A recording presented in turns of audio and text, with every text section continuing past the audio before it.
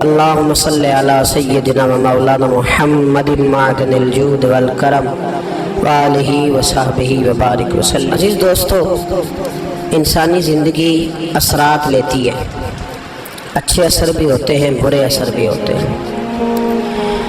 انسان کو موسم کا اثر بھی ہوتا ہے، انسان پر اس کے خاندان کا اثر بھی ہوتا ہے، انسان پر صحبت کا اثر بھی ہوتا ہے۔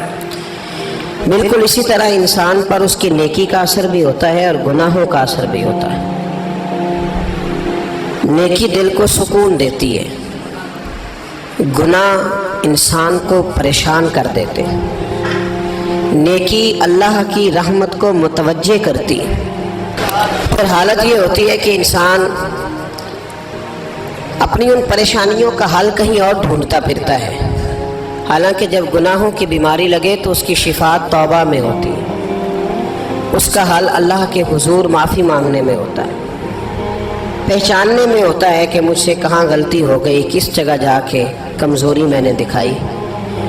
ہر انسان اچھی، ٹھنڈی، خوبصورت، سکھ والی زندگی چاہتا ہے۔ اللہ کریم نے سورہ نحل کے اندر ارشاد فرمایا، من عمل صالحا من ذکر او انثی، فرمایا جو بھی اچھے عمل کرے، چاہے مرد ہو چاہے عورت ہو، وَهُوَ مُؤْمِن، شرط یہ ہے کہ مومن ہو، فَلَنُحْيِيَنَّهُ حَيَاةً طَيِّبَةً، فرمایا ہم اسے پاکیزہ زندگی عطا فرما دیں گے، حیات طیبہ دے دیں گے اسے، پاکیزہ زندگی۔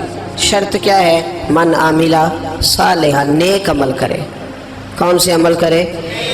اٹھنا بیٹھنا، کھانا پینا، چلنا سونا جاگنا محتاط ہو اس کا، وہ نیکی کرے۔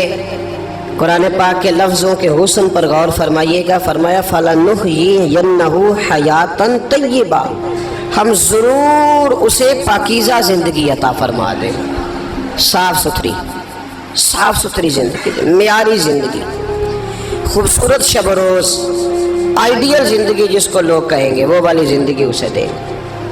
اور دوسرے مقام پر سورہ طٰہٰ کی آیت نمبر 124 میں فرمایا وَمَنْ أَعْرَضَ عَنْ ذِكْرِی، جو ہمارے ذکر سے منہ پھیرے گا،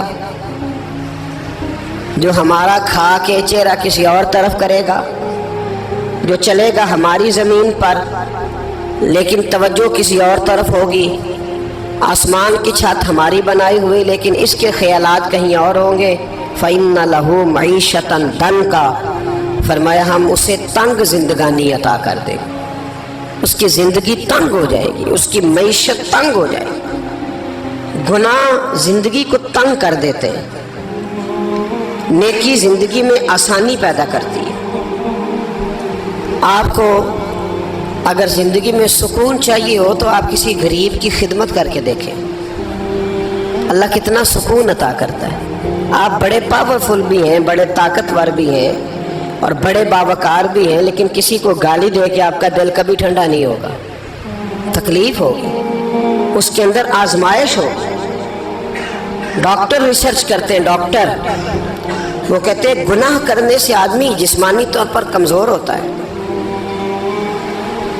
لیکن وہی عمل اگر وہ بطور نیکی کرتا ہے تو اللہ اس میں اسے قوت عطا فرماتا ہے، اسی عمل میں اللہ اسے قوت عطا کر دیتا ہے۔ میں صرف اشارہ دے رہا ہوں، اس بات کی تفصیل میں نہیں جانا چاہتا۔ میرے عزیز یہ یاد رکھیں کہ نیکی آپ کو سکون دے گی، نیکی آپ کو ٹھنڈا کرے گی۔ اللہ تبارک و تعالیٰ نے قوموں پہ عذاب نازل کیا اور قرآن مجید فرقان حمید نے ان قوموں کے تذکرے بیان فرمائے۔ بھائی کس لیے بیان کیے؟ کہ ہم عبرت حاصل کریں، ہم یہ غور کر لیں کہ یہ کام ہم نے نہیں کرنا، اس کام سے ہم نے بچنا ہے، ہم نے غور کرنا ہے کہ یہ چیز ہمارے اندر۔ لوگ کہتے ہیں نہیں جی نہیں، ہم پہ یہ عذاب نہیں آئے گا، بالکل نہیں آئے گا، اس میں شک نہیں، پر اللہ نے بیان کس لیے کیا تھا؟ بیان کیا قرآن مجید معاذ اللہ کسی ایسی چیز کا بیان کرتا ہے جس کی ضرورت نہ ہو؟ قرآن پاک نے ایک ایک حرف ایسا بیان کیا جس کی مسلمان کو ضرورت تھی۔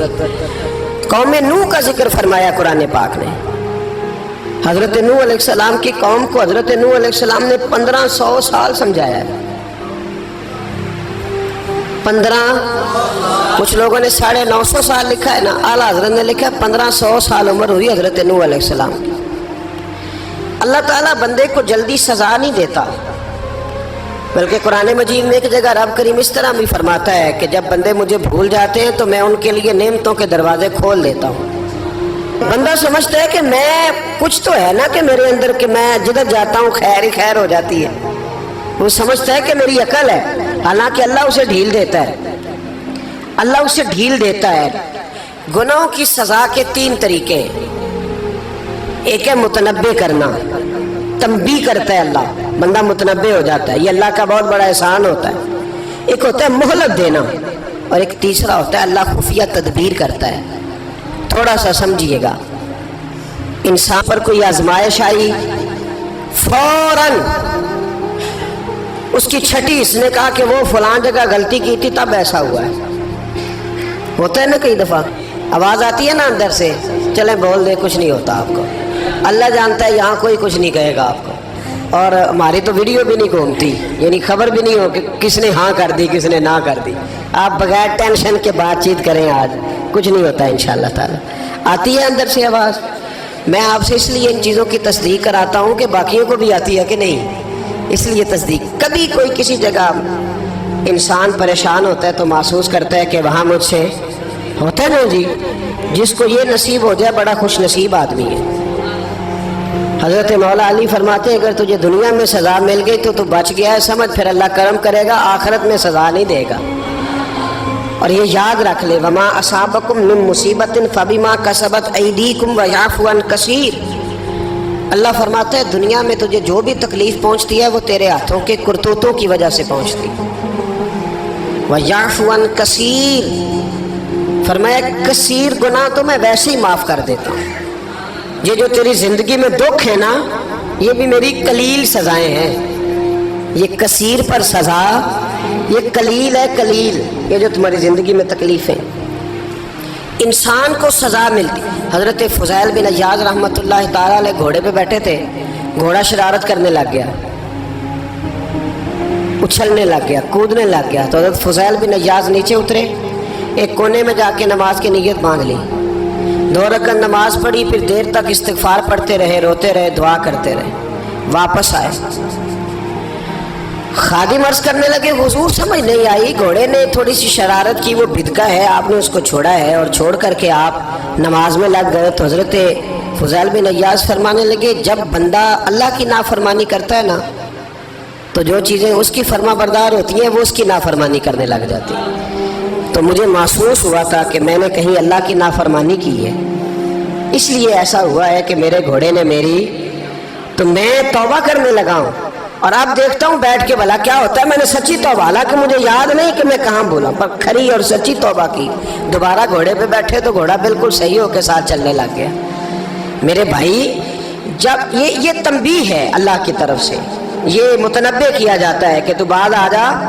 بہت ساری جگہوں پہ انسان کو وقتی طور پر اگر سزا مل جائے، نبی پاک علیہ السلام کی خدمت میں ایک صحابی آئے، بات مضبوط کر دوں، واقعہ سنایا ہے نا تو کچھ لوگ سمجھتے ہیں کہ یہ واقعہ ہے، تو میں ایک حدیث پاک امام بہقی کی لکھی ہوئی عرض کرتا ہوں۔ نبی پاک علیہ السلام کے ایک صحابی آئے اور ان کا سر پھٹا ہوا تھا، خون بہ رہا تھا۔ سرکار نے فرمایا کیا ہوا؟ عرض کی حضور ایک عورت جا رہی تھی، میری نظر پڑی، ابھی نظر پڑی ہے کہ میرے آگے ستون آ گیا تو میرے سر پہ لگ گیا۔ نبی پاک صلی اللہ علیہ وسلم نے فرمایا تیرے لیے خوشخبری ہے، اگر دنیا میں تیری غلطی کی تجھے سزا ملی ہے تو پھر رب تجھے قیامت میں سزا نہیں دے گا۔